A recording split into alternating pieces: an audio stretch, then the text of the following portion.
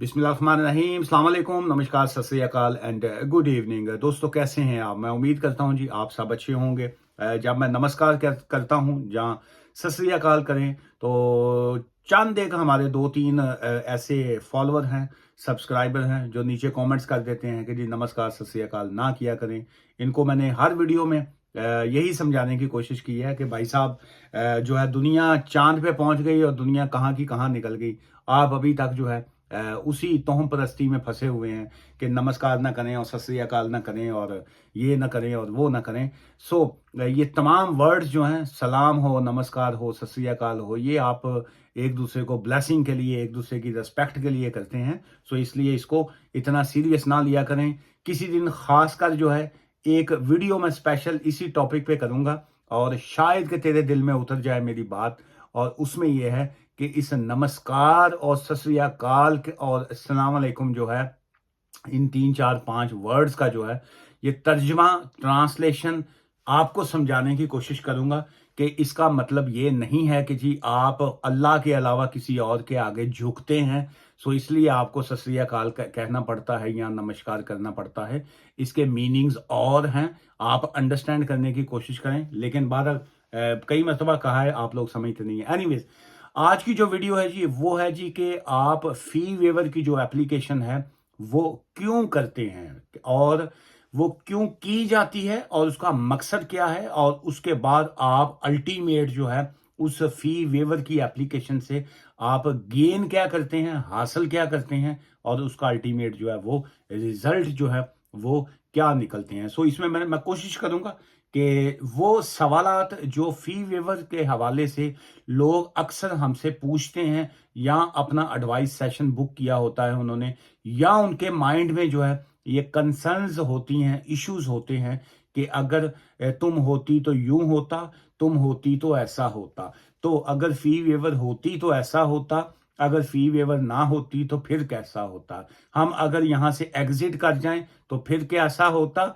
और अगर हम यूके में रह जाएं फी वेवर के बाद तो हमारा वीजा जो है वो क्या वो ओवरस्टेड होते हम या इलीगल होते। सो ये तमाम चीजें जो आपके माइंड में आती हैं, मैं कोशिश करूंगा कि आपको आज की इस वीडियो में जो है वो मैं बताने की कोशिश करूंगा। सिर्फ कोशिश ही करूंगा, क्योंकि बाज़ का जो है हमारी कोशिशें जो हैं वो ज़ाया चली जाती हैं, क्योंकि अगला बंदा बैठा जड़ा ना जी वो बड़ा सियाना होता है। जैसे वो एक मोहतरमा है, वो हर मेरी नीचे वीडियो पे लिख देती हैं डोंट से नमस्कार, जो है पता नहीं कारी उन्होंने दुश्मनी है, मेरे नाल दुश्मनी है या उन्होंने जो है नमस्कार करने वालों से है। ਪਤਾ ਨਹੀਂ ਕੋਈ, ਮੈਨੂੰ ਤੇ ਸਮਝ नहीं आती कि कोई नमस्कार कर गया उन्होंने नाल या की उन्होंने कह गया है कि जी कि इतना वो चिढ़ती हैं। जो है हमारी बहन है, बेटी हैं, हम तो रिस्पेक्ट से ही कहेंगे।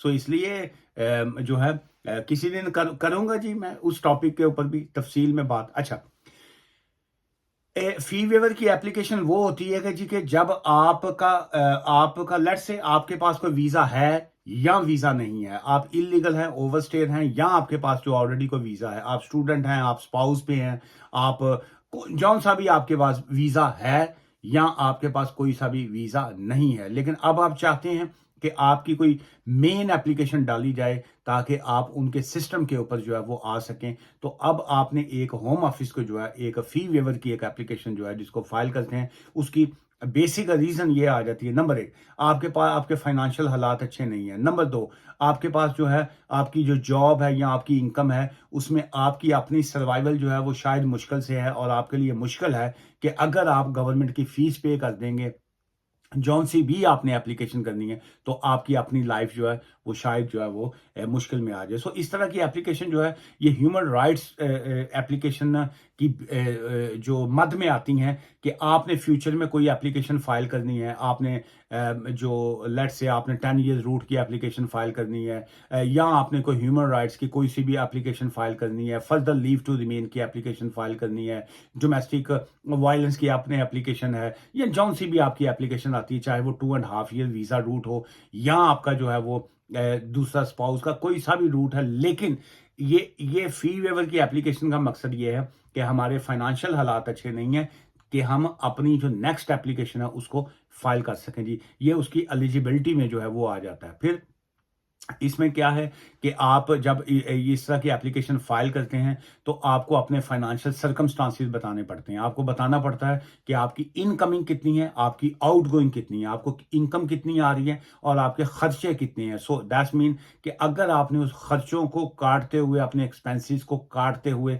अगर आपने ये जो आपकी जो भी आपने एप्लीकेशन फाइल करनी है वो उसकी फीस पे करेंगे तो आप मुश्किल में आ जाएंगे। फिर उसके बाद उस एप्लीकेशन के ऊपर जो टाइम है, वो एवरेज टाइम जो था, जिन दिनों कोविड था उन दिनों वो जल्दी डिसाइड कर देते थे। आजकल चूंकि बैकलॉग भी बहुत ज़्यादा है, फिर और भी बहुत से इश्यूज हैं, रवांडा इशू है, असाइलम इश्यूज हैं, फिर उसके बाद स्टूडेंट्स के इश्यूज हैं, फिर वो केयर होम जो है वो बंद हो गया, कि उनके जो डिपेंडेंट्स हैं वो उनके इश्यूज आ गए, फिर यूनिवर्सिटीज़ के इश्यूज चल रहे हैं, फिर यूक्रेन वॉर के इश्यूज हैं, फिर ऑलरेडी और भी आपको मालूम ही है कि ये जो पॉलिटिकल शो तो मेरा है नहीं, लेकिन ये है कि ये जो पॉलिटिकल इश्यूज जो चल रहे हैं, फिर उसके बाद इलेक्शन और मतलब काफ़ी चीज़ें चल रही हैं जिसकी वजह से जो है वो एप्लीकेशन में डिले आ रहा है। सो उसमें आजकल जो एवरेज अगर हम टाइम की बात करें तो अराउंड 2 से 3 मंथ्स, बल्कि मैंने कुछ एप्लीकेशन में देखा है, हमारी एप्लीकेशन हो बाकी या दोस्तों की एप्लीकेशन हो, फी वेवर की एप्लीकेशन अराउंड 3 मंथ्स जो है, 3 महीने जो है उसमें तकरीबन जो है वो आजकल लग रहे हैं जी उसको डिसाइड करने में। अब उसके बाद जो है इसकी अगर हम बैक टू नॉर्मल पॉइंट की तरफ आते हैं, आज है जी 27 जनवरी, आज 27 जनवरी है। आपका वीज़ा ख़त्म हो रहा है जी 28 जनवरी को, जो आपका वीज़ा ख़त्म हो रहा है। और अगर आप 28 जनवरी को वीज़ा अगर आपका ख़त्म हो रहा है, आपने आज 27 जनवरी को, 27 जनवरी को आपने फ़ी वेवर की एप्लीकेशन फाइल कर दी, तो आपका वीज़ा कल टुमारो 28 जनवरी को एक्सपायर भी हो गया, तो आप उनके सिस्टम में इन रहते हैं। आप जो है वो ओवर स्टेज जो है वो नहीं काउंट होते। आप ना इलीगल होंगे, ना आप ओवर स्टेज होंगे, क्योंकि आपने before expiry of your visa जो है आपने फी वेवर की एप्लीकेशन फाइल कर दी। अच्छा, अब आपका 28 जनवरी को वीजा एक्सपायर है, आपने 27 जनवरी को एप्लीकेशन फाइल कर दी। अब ये आपकी एप्लीकेशन जो है जाके डिसाइड होती है। Let's say example, Feb March April, let's say आपकी 25 अप्रैल को जाके 20 या 30 अप्रैल को जाके आपकी एप्लीकेशन जो है उन्होंने डिसाइड की, उन्होंने आपकी एप्लीकेशन यस कर दी कि जी आप एलिजिबल हैं, आपकी एप्लीकेशन एक्सेप्टेड। फिर वो आपको एक कोड देंगे, एक नंबर देंगे, डिजिट देंगे। वो डिजिट, वो कोड जो है आप जब मेन एप्लीकेशन फाइल करेंगे आप उसमें वो ऐड करेंगे। अब वो 10 डेज का टाइम है। आपकी एप्लीकेशन उन्होंने रिफ्यूज कर दी, उन्होंने कहा जी नहीं जी सॉरी, आप तो एलिजिबल नहीं है, आपके पास तो बैंक अकाउंट निकल आया, आप पहले कैसे सर्वाइव कर रहे थे, अब आपके ये this and that what ever जो भी वो कहें, एप्लीकेशन आपकी रिफ्यूज होगी। फिर भी वो आपको 10 डेज का टाइम देंगे। आपको 20 अप्रैल को, मैं एग्जाम्पल दे रहा हूँ, 20 अप्रैल को आपकी एप्लीकेशन का फैसला आ गया, रिफ्यूजल आ गई। अब फिर आपको 10 दिन का टाइम मिल गया, 10 डेज का वो आपको टाइम देंगे और वो कहेंगे भाई साहब यहाँ तो 10 डेज के अंदर अपनी फर्दर एप्लीकेशन कीजिए और पैसे पे कीजिए, फीस पे कीजिए, या आप कंट्री लीव कर जाइए। या वो तो नहीं कहेंगे, फी वेवर की एप्लीकेशन में वो कंट्री लीव का तो नहीं कहते, लेकिन आपकी जो पहले एप्लीकेशन का या वीजे का आपको पता ही है कि जो भी फैसला आया होता है। लेकिन बहरहाल इसमें आपको जब 10 डेज मिलते हैं, तो अगर आप उस 10 डेज के अंदर भी कंट्री लीव कर जाते हैं, सो देन स्टिल आपका जो इमिग्रेशन जो हिस्ट्री है, जो इमिग्रेशन रिकॉर्ड है, वो खराब नहीं होता जी। अच्छा जी, ये तो आ गया कि जी कि वो आपको टाइम मिल गया, 2-3 महीने का वो फैसले में टाइम लेंगे और उसके बाद जो ही फैसला करेंगे, यस हो गया एप्लीकेशन कीजिए, रिफ्यूज एप्लीकेशन भी 10 डेज में करनी है, रिफ्यूजल आ गई 10 डेज है, आपने जो भी आगे करना है, फीस पे कीजिए, नई एप्लीकेशन कीजिए, या आप कंट्री को लीव कर जाइए जी। अच्छा, ये तो आ गया। अच्छा, इसमें क्या फी वेवर की एप्लीकेशन में होम ऑफिस की फीस होती है, इसमें होम ऑफिस की फीस नहीं होती। वकील है, जितनी आपसे जो फीस चार्ज कर लें वो आपका और वकील का अपना पर्सनल मैटर है जी। अच्छा, उसके बाद क्या आ गया जी, इसमें कौन सी एप्लीकेशंस आती हैं वो मैंने पहले बता दिया। अब इसका मोस्ट इंपॉर्टेंट पार्ट जो है, जो पिछले दिनों से काफ़ी दोस्त जो है वो हमसे क्वेश्चन करते रहते हैं, पूछते रहते हैं, वो मैं उसकी तरफ आऊँगा। वो क्या है जी, वो है जी सेक्शन 3C लीव जो है। सेक्शन 3C लीव क्या है? वो है जी जो इमिग्रेशन रूल्स में लिखा हुआ है उसमें ये है, if you have submitted an application for a fee waiver before the expiry of your previous leave. आपने अगर एप्लीकेशन फाइल कर दी, फी वेवर की एप्लीकेशन फाइल कर दी बिफोर, पहले आपके वीजा एक्सपायर होने से पहले आपने अगर वो एप्लीकेशन फाइल कर दी है फी वेवर की, so your permission to stay in the UK will continue. आपका जो यूके में स्टे है वो कंटिन्यू रहेगा because of a something called section 3C leave, क्योंकि आपका जो इमिग्रेशन रूल्स के मुताबिक, ये इमिग्रेशन रूल का जो जो जिसको हम लोग अपनी जबान में इंडिया पाकिस्तान में दफा नहीं कहते, जा तेन फलान दफा दूर की गल नहीं मैं कर रहा, जा दफा दूर वो नहीं, वो कहते दफा 302 लग गई तेरे ते, दफा फलान लग गई तेरे ते वो तो घर दे कहते ना दफा दूर। अच्छा, वो जो फलान दफा के मुताबिक आपके ऊपर ये किया जाता है जी। अच्छा, इसी तरह जो इमिग्रेशन रूल्स हैं यूके के, उसमें उसको रूल्स और सेक्शंस कहा जाता है। यहाँ पे जो है सेक्शन, दफा को उर्दू में सेक्शन ही कहते हैं, इंग्लिश में सेक्शन आ गया, उर्दू में दफा आ गया। सो यूके इमिग्रेशन लॉज की दफा 3C के मुताबिक जो है, आपने अगर बिफोर टाइम आपने एप्लीकेशन कर दी तो आपकी जो वो दफा 3C है वो आपकी कंटिन्यू रहती है। अच्छा, उसमें उसमें एक और जो अहम चीज़ है कि बहुत से एम्प्लॉयज जो हैं, जहां पे आप काम कर रहे होते हैं, वो आवाज का तंग करते हैं आपको। उसमें इमिग्रेशन रूल्स में कहा गया, some time employers do not know about the section 3C leave, चूंकि आम आदमी को नहीं पता होता, या जो ज़ाहिर है ये जिसका काम उसी को साझे। मैं वकील हूँ, मुझे कोई कहे जी कि डॉक्टरी काम का ये चीज़ें हैं, फलां चीज़ें, मुझे अब डॉक्टरी लैंग्वेज की क्या समझ आएगी, या कोई इंजीनियर है या मुझे उसकी क्या समझ आए। सो इसी तरह जो एम्प्लॉयज़ होते हैं वो बाज़ का तो उनको समझ नहीं आती, वो कहते हैं जी कि आपका वीज़ा जो है BRP के मुताबिक ख़त्म हो गया, आपका शेयर कोड जो है वहाँ पे दिखाई नहीं दे रहा, हम आपको कंटिन्यू जॉब पे नहीं रख सकते। सो ऐसी सिचुएशन में ये है कि आप हम अपने एम्प्लॉयर को जो है वो अपनी जो अब आपने फी वेवर की एप्लीकेशन फाइल की होती है, आप उसकी वो डिटेल्स जो हैं वो आप उनको दिखा सकते हैं कि जी ये देखिए मेरी एप्लीकेशन पेंडिंग है। फिर आप चाहे गूगल कर सकते हैं या आप होम ऑफिस की वेबसाइट पे जाके 3C लीव जो है वो निकाल के उनको जी पढ़ ला भाई जान, जे पढ़ सकते हो तो पढ़ लो, जे नहीं पढ़ सकते तो फिर साढ़े ते यकीन कर ले, भी यकीन कर लीजिए।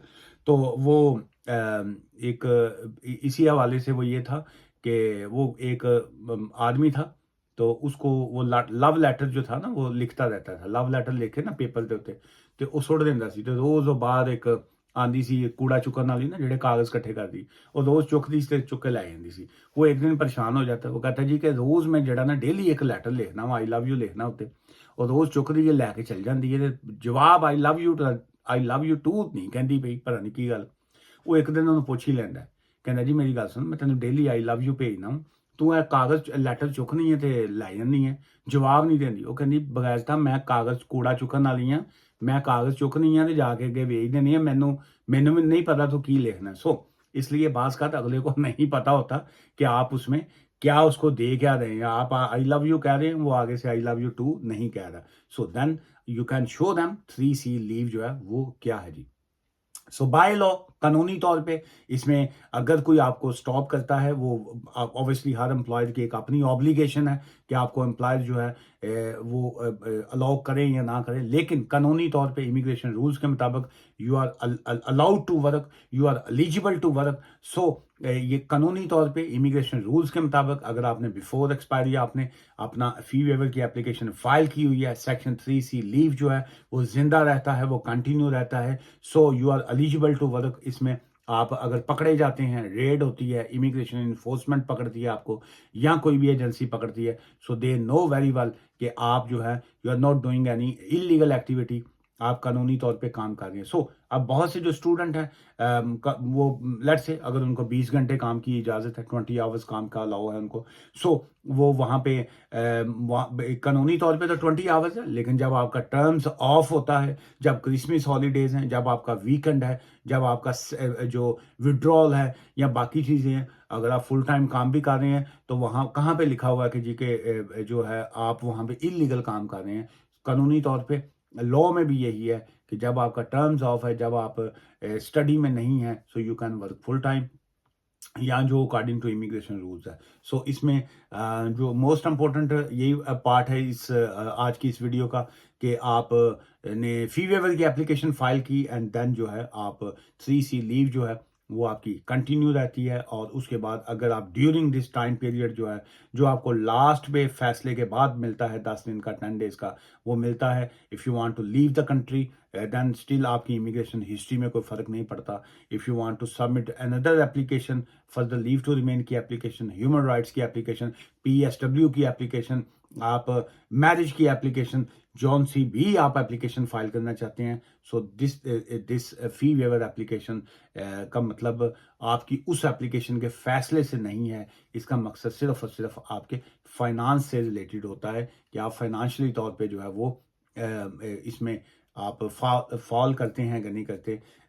सम टाइम बहुत से लोग जो हैं, जब 3C ये जो फी वेवर की एप्लीकेशन के दौरान रेड हो जाती है या वहाँ पे पकड़े जाते हैं या मैरिज रजिस्टर्ड करने के लिए जाते हैं, वहाँ पे उनको स्टॉप कर लिया जाता है, या बाज़ औक़ात जो है वैसे ही इमिग्रेशन इन्फोर्समेंट या बाकी इस तरह की चीज़ें कर लेती हैं। So that's the illegal act by जो दैट अथॉरिटी जो है उनकी जानब से जो है वो एक गैर कानूनी एक्ट होता है, जिसमें बहुत से लोग जो हैं वो खामोश बैठ जाते हैं कि जी दफ़ा करो, जो होना सी हो गया। सो दफ़ा नहीं करना चाहिए। अब ये आपके राइट्स की वायलेशन है। सो आपके जो आपको हक दिया गया है कानून की जानब से, गवर्नमेंट की जानब से, गवर्नमेंट तो मैं खैर नहीं कहूँगा, लेकिन कानून की जानब से जो आपको हक दिया गया है, जो आपका बाय लॉ जो आपका हक है, जो आपको एक एक्ट जो है वो देता है, जो आपको इमिग्रेशन रूल्स देते हैं। अगर कोई डिपार्टमेंट, कोई एजेंसी, कोई अदारा, चाहे वो होम ऑफिस खुद से हो या उनका अपना ही अदारा अपने ही कानून की वायलेशन करे, तो वो जो है वो कन्विक्टेड हैं, वो गलत काम कर रहे होते हैं। सो आपके पास कानूनी रास्ता ये है कि आप अदालत का दरवाज़ा खटखटाइए और अपने इंसाफ के लिए, जस्टिस के लिए जो है आप कोर्ट में जाइए और उनके खिलाफ जो है आप अपना डैमेजेस का या बाकी चीज़ों का आप केस फाइल कर सकते हैं। उसकी वजह यह है कि इंसाफ जो है या जस्टिस जो है it's not only for home office या किसी के लिए जो है। होम ऑफिस जो है जहाँ पे वो गलत है, आप उनको भी जो है वो कटहरे में ला सकते हैं, और कटहरे में वो आते हैं चूंकि they are doing their job जो है। सो इसलिए उनका जॉब है। सो वो खुदा नहीं है कि जी वो अगर होम ऑफिस कोई काम ऐसा करेगा तो उनकी कोई पकड़ दकड़ नहीं है या उनके लिए कुछ नहीं है।